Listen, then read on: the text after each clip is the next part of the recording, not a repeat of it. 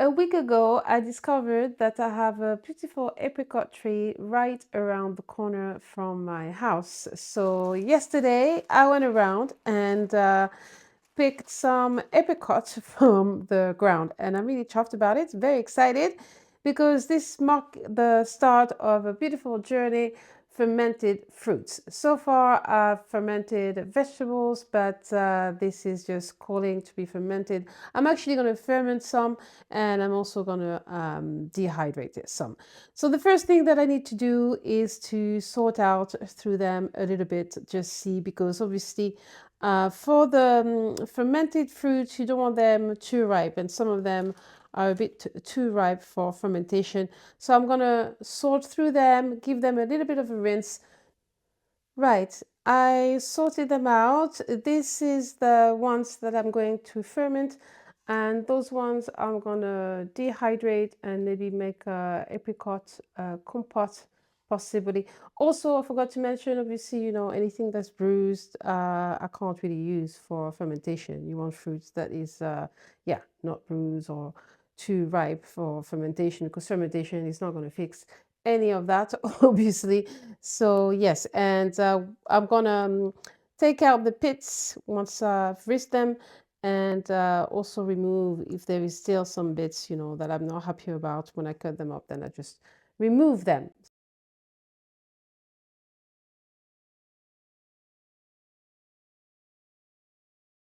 This is an amazing harvest. I haven't weighed all of them with the pits, but I want to say I had about 3 or 4 kilos of apricots, definitely three, because I still have the ones. This is not just the ones that I'm going to do in the dehydrator or compots. So this is just the fermented ones. And out of all of this, I only have three that were no good, that had a little worm in it. So absolutely over the moon with that. I'm definitely going back tonight and picking some more. But for now, let's focus on this. So now I'm gonna have to weigh those. Let's see. And I'm gonna use 2 jars. If I have leftover, that's okay. I know this one is 1 liter jar. So this is roughly, I think, 750, something like that. And I'm going to do 1 jar with Himalayan salt and 1 jar with sea salt. I usually, so far, I've only used sea salt for my fermented products. So I'm curious to see maybe the difference in taste with the Himalayan salt. I need my scales. Okay, I am all set. I have my 2 jars, salts. I also have some weight to weigh down the fruits and obviously my fruits. So now I need to find out how much apricots I do have. Okay, this is 500, like 500. So I'm gonna do, I think it's a bit less here. So I'm 500 grams. So I'm going to do a 2% salt ratio. So 2% of 500 is 10 grams of salt. And I'm going to do this 500 in the biggest jar that I have. And I'm going to weigh 10 grams of salt. Yeah, that's about a tablespoon.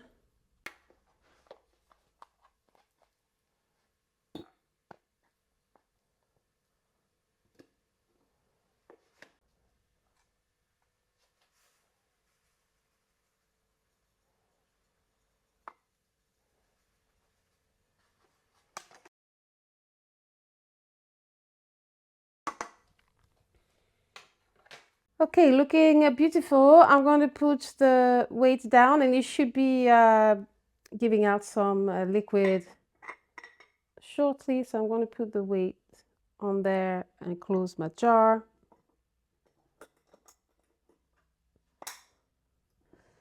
Jar number 1. Now let's see what's left over. 400 grams, so nearly a kilo there without the pits. I'm actually going to do 10 grams as well because I'm going to do a 2.5% salt ratio just to see the difference in taste. I might as well. Okay, just going to put my weight there. And again, it should give out some liquid quite fast with the fruits. And it's supposed to take about 4 to 7 days. So I'll keep checking on them. Yeah, super excited about that. I think that's going to be really delicious because I've read like you can use that, obviously, the fermented fruits in cuisine, in tagine, those kind of dishes, maybe stews, that kind of stuff, but also having the fermented fruit with cheese. Very much looking forward to that. So yes, I'll come back and show you the results.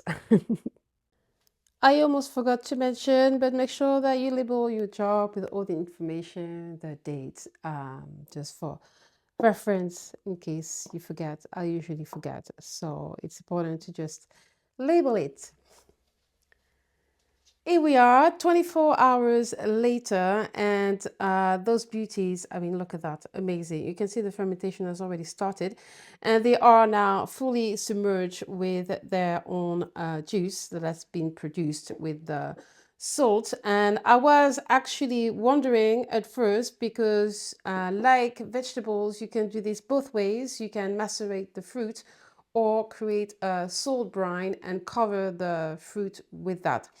And I chose to do this method because I believe that just using the juices of the fruit is going to make for a much pungent taste, I think, rather than doing the salt brine. That's just my own opinion, but we'll see. I will do both down the line. But yes, super excited. So like I say, they created a lot of juice and the fermentation has already happened.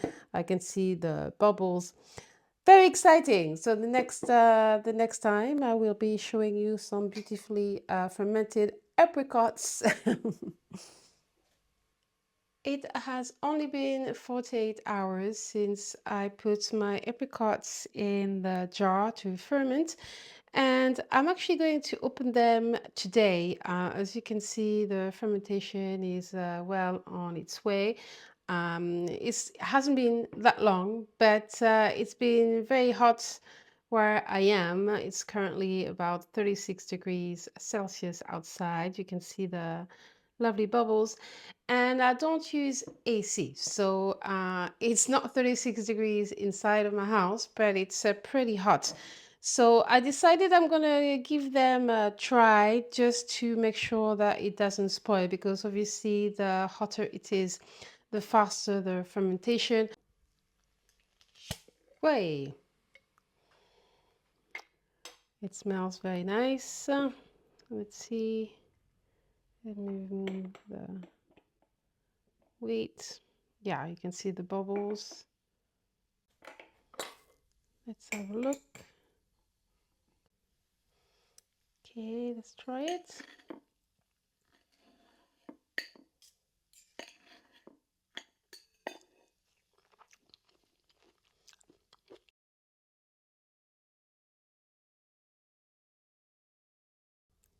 It's nice. It's still sweet. Obviously, there is a little bit of a salty taste to it, but it's actually really nice. This one is the 2.5%. I'm glad I opened it today because I think it would have definitely been over fermented.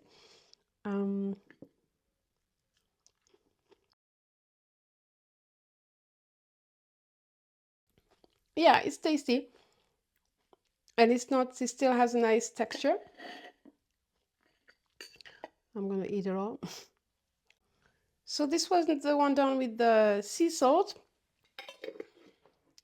Let me see the one with the Himalayan salt.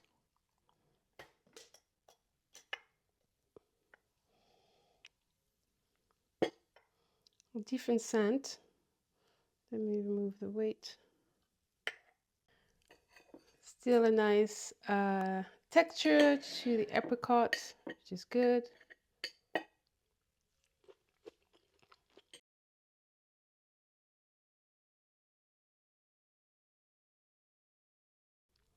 This is very nice. I prefer it to this one, which was actually a higher salt content, 2.5. Um, this is a bit more sweet still,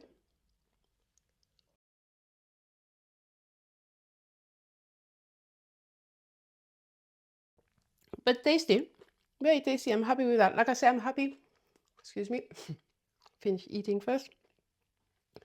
I'm happy I went ahead and opened them today because they would definitely have gone overboard, over fermented.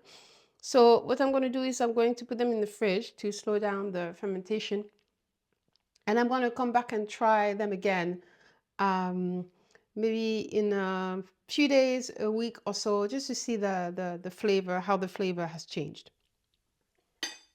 The apricots have been in the fridge for about 1 week now, so I'm going to try them, and you can already see at the top there is it's just a buildup of yeast. It's not mold. I'm just going to show you briefly, because it's important to note also that even though in the fridge the fermentation is slowed down, it's still continuing. So despite being in the fridge for 1 week, it definitely looks like the fermentation has continued. Like you can see the bubbles, and like I say at the top, this layer is just yeast, cam yeast, and it's absolutely normal. You will see, and the scent also.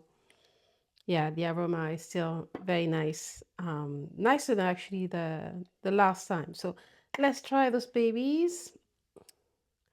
I think this one is the 2%. Let me see.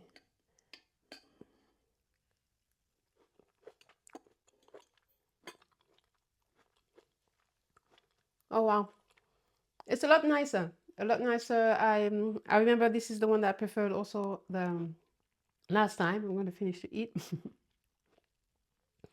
um, it is a 2% with the Himalayan salt, I believe. Let me double check. Yes, and it's lovely. It's really nice. I'm very happy with that. There is a slight undertone of salt, but it's yes, the flavors are really amazing. Now let me try the 2.5% with the sea salt, which is the one that I wasn't too keen on last time. I thought it was a bit strong. And again, the fermentation is still ongoing. It's amazing how much bubbles there still are, even having been in the fridge for a week. So let's see. The texture is still good. You can see the bubbles there.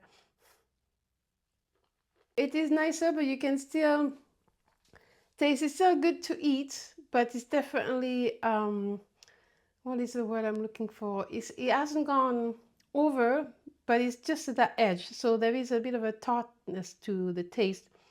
Not my favorite. I prefer this one, but it's still good. I like it, but I prefer this one. Yes, you can see the bubbles. It's amazing. I guess it's the sweetness of the fruit. It's amazing how much the fermentation is still going. So I guess I'll be eating them quite fast. Those I might use them actually in cooking. I might make a tagine or something like that with those. Now the last thing I'm going to do, which is what I had said at the beginning, is try them with a little bit of cheese. I have this lovely goat cheese right now, so I'm gonna cut a little piece. Let's see, let me get another fork.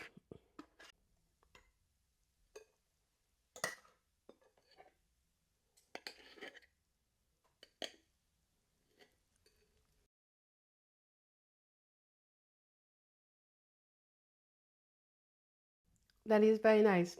But then again, not many things are not good with cheese. So, yes, very nice. And let me try it with the saltier apricots. You can see, yeah, this is like on softer as well.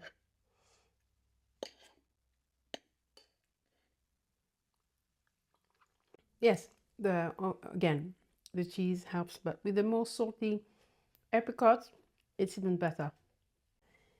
So there it is. Fermented apricots. I will try them again, but this time doing the brine, the salt brine, and see how they come out. Yeah, just to see, and maybe like a little less salt, but all in all, very happy with the results. It was good to try the Himalayan salt. I think it's maybe a softer, yeah, a softer taste, obviously, because the sea salt can be quite strong. So it's quite nice to do the fermentation with Himalayan salt. So there you have it. That was my first experiment with fermented fruits.